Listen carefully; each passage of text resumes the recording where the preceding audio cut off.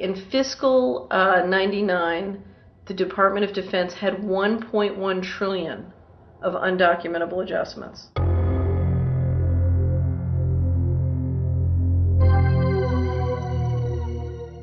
The following year, they had 2.3 trillion of undocumentable adjustments.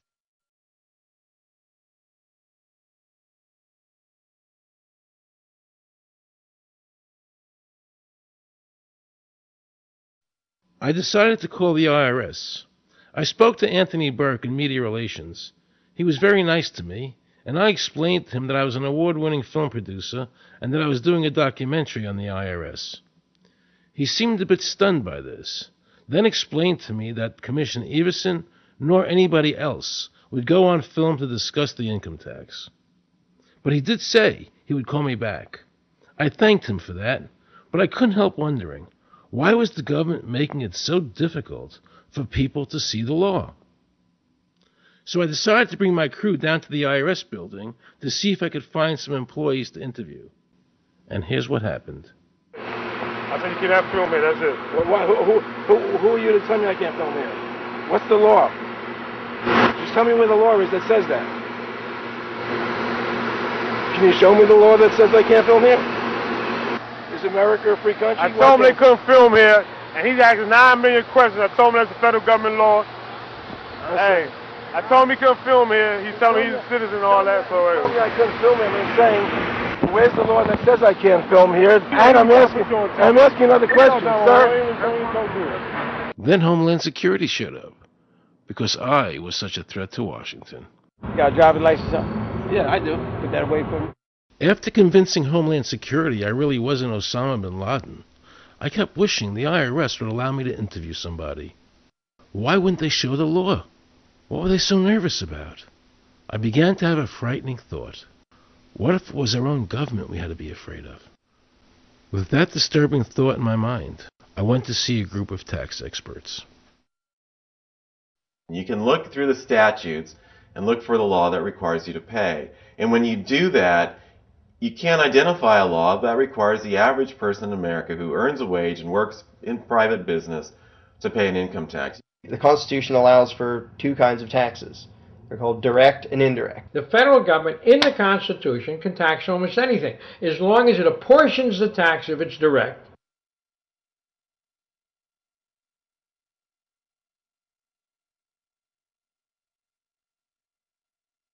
The indirect tax is, for example, an excise tax. I can avoid the excise tax on gasoline. I can choose to ride my bicycle. I can avoid the excise tax on tobacco. I can choose not to smoke, or I can grow my own tobacco.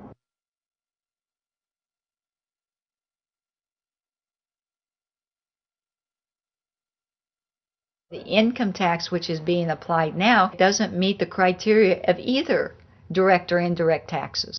The IRS claims that in 1913, the 16th Amendment, the Income Tax Amendment, allowed the government a third form of taxation. What was the Supreme Court's ruling on that? The Supreme Court in the case of Stanton versus Baltic Mining. I mean, what could be clearer than this? The provisions of the 16th Amendment conferred no new power of taxation. The Russo case also said that the 16th Amendment did not impose any new taxes and did not change any of the taxing restrictions of the Constitution. There were also several other major Supreme Court cases in that same period from 1916 up until about 1923. Stratton Independence versus Hobart, Southern Pacific versus Lowe, Bowers versus Curbo Empire, Burnett versus Harmel, Doyle versus Mitchell. It's actually very simple. Congress tried to enact an income tax in 1894. The Supreme Court said that's unconstitutional. When the Supreme Court says something is unconstitutional, it's unconstitutional. They tried again in 1913, and the Supreme Court said the 16th Amendment conferred no new power of taxation. So, if they didn't have it then, and they didn't get it, they don't have it.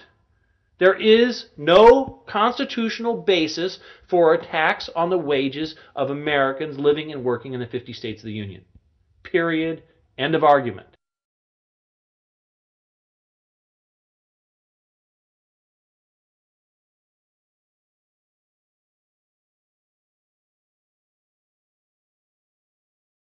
I have a letter here from Daniel Inouye's office out of the United States Senate that says, based on the research performed by the Congressional Research Service, there is no provisions which specifically and unequivocally require an individual to pay an income tax. Period. End of story. There is no law, and to date, nobody has been able to show that there is a law for the average American citizen working day in and day out to pay an income tax. The definition of income in the Constitution was given in the Eisner versus Macomber case, and it turns on gains or profits that are made from some activity. Doyle versus Mitchell, 247 U.S. 179, 1918. Here's what he said.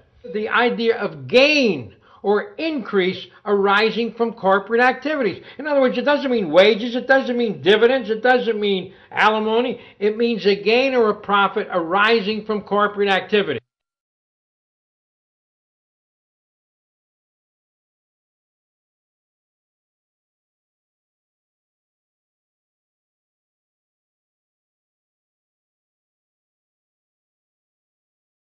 These liens that are recorded against people by the government for tax liens are nothing more than allegations. They are non-substantive. They have never been determined by a neutral third party, such as a court, to have one shred of validity. If you ever get a notice of an audit or anything else, the first thing you should do is a Freedom of Information Act request for records that they're using to substantiate or justify the audit. There is nothing in the Internal Revenue Code that creates any such thing as an income tax evasion or crime. There's nothing in the code that allows IRS agents to seize property. The government is involved in judicial blackmail. The government knows that if it legally seizes somebody's property, that person doesn't have the funds and he can't even get a lawyer who can help him. I conducted investigations in the Title 18, the Criminal Code, the U.S. Criminal Code. And in there, the statutes and the regulations are very specific as to what's violating the statute. In the Internal Revenue Code, Title 26, there's nothing specific in there. I mean, even the FBI feared the IRS. You have to understand that an agency which will unlawfully impose a tax that doesn't exist is not going to care. If we, the people, don't know what our rights are, they're not going to tell us. If Americans just learned that the IRS was actually knowingly deceiving them, that would be enough for them to rise up and put a stop to it. This small booklet includes the Constitution of the United States, the Bill of Rights, the Declaration of Independence. This is a document that every citizen should read. It's a document which freed an entire nation. This is the Internal Revenue Code. And this document, and the unlawful application of this document by the Internal Revenue Service has enslaved the nation that this document attempted to free.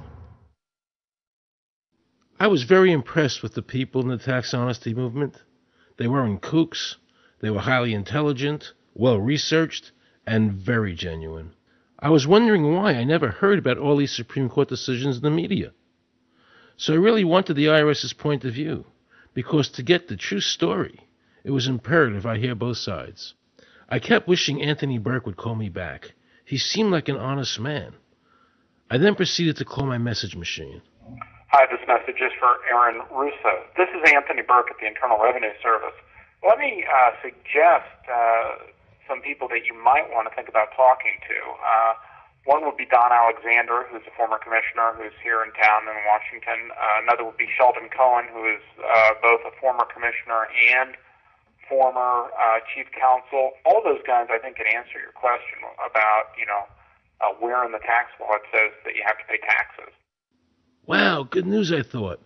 So I called Sheldon Cohen because he used to be the IRS commissioner. He wrote the tax code, and he was also general counsel to the IRS. He is a true expert, and I couldn't find a better person to answer my questions. He graciously agreed to my interview. The reason I'm doing this documentary is because there are many people in America today who believe that there's no law that requires them to pay an income tax or file a 1040. And there are many people going to jail for it, fighting over it. The Internal Revenue Code is authorized by the 16th Amendment. I think it should be clarified. I think government should be transparent to the people. Why doesn't the IRS commissioner sit down with them and just explain it in clear English? Why? I don't think they really care. They don't think. I think they're just playing word games. You don't think they're sincere people? No, I don't think they're sincere people. What does voluntary compliance mean? And why does the IRS code say it's voluntary to comply, not mandatory?